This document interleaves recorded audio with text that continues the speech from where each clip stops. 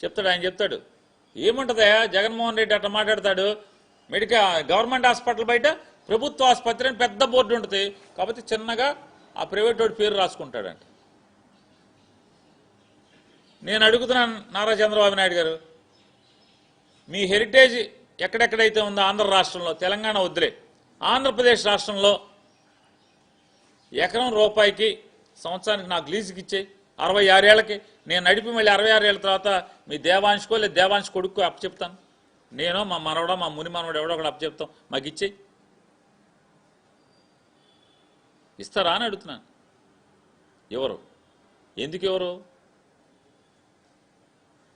మీరు కాక అంటే మీ తత్వం ఎట్లా ఉంటుందంటే గాలిలో మేడలు కడతాం లేదా పిట్టల ద్వారా కబుర్లు చెప్పటం, అసాధ్యాన్ని సాధ్యమవుతుందనేది మాటల్లో ఓకదంపుడు ఉపన్యాసాల్లో చెప్పటం.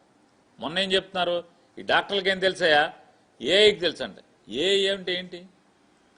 డాక్టర్లు ఇచ్చినటువంటి సమాచారంతో ఒక నాలెడ్జ్ హబ్గా అంటే లేదా ఒక డేటా సెంటర్గా తయారై నువ్వేమన్నా ప్రశ్న కొడితే దాంట్లోంచి అవన్నీ కలగలిపి దాంట్లోంచి ఏముందో అది తీసుకొచ్చిస్తుంది. దానికిను డాక్టర్ ఒకటే. నేను అడుగుతున్నాను నారా చంద్రబాబు నాయుడు గారు, మీకు జ్వరం వస్తే మీకు సుస్థి వచ్చినప్పుడల్లా మీరు కంప్యూటర్ దగ్గర కూర్చుని కొట్టుకోకుండా నాగేశ్వర రెడ్డి గారు హాస్పిటల్కి పరిగెత్తికి ఎందుకు వెళ్తున్నారు అని అడుగుతున్నా.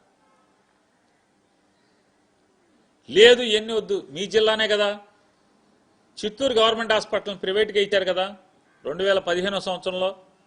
మీరు గబాలన చిత్తూరు గవర్నమెంట్ హాస్పిటల్కి ఎందుకు వెళ్ళి వైద్యం చేయించుకోవట్లేదు? మీరు చెప్తున్నారు కదా గవర్నమెంట్ కన్నా అద్భుతంగా నడుపుతారు ప్రైవేట్ వాళ్ళని, మరి చిత్తూరు హాస్పిటల్కి ఎందుకు వెళ్తలే? ఇంతవరకు ఒక్కరోజన్నా 2015 నుంచి ఇవాళ దాకా ఒక్కరోజన్నా చిత్తూరు హాస్పిటల్కి వెళ్ళి ఒక బిళ్ళ ఏమైనా వేసుకున్నారా? మీరు ఒక ఇంజక్షన్ చేయించుకున్నారా? అక్కడ ఏం జరుగుతుందో కనుక్కున్నారా?